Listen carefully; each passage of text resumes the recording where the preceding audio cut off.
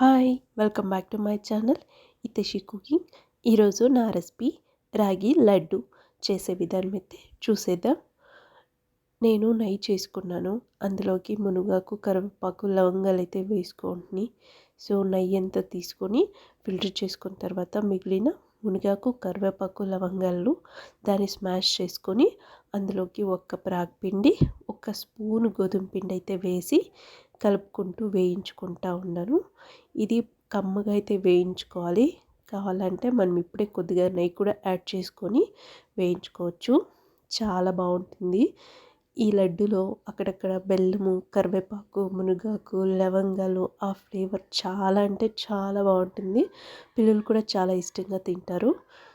ఇప్పుడు మనం ఇందులో బెల్లం వేసుకొని ఒక బెల్లము, ఒక స్పూన్ షుగర్ వేసుకొని మనం దీన్ని కలుపుతూ ఉంటే బెల్లం అనేది కొద్దిగా కరుగుతుంది. తర్వాత కొద్దిగా పాలు హీట్ వేసుకొని కలుపుకున్నట్లయితే లడ్డూలు చుట్టుకొని బాగా ఈజీగా ఉంటుంది. ఇలా కలిపేసిన తర్వాత ఆల్మోస్ట్ అయిపోయినట్లే. మనం ఇప్పుడు దీన్ని కిందకి దించుకొని బాగా కలుపుకొని లడ్డూలు అయితే చుట్టుకుందాము.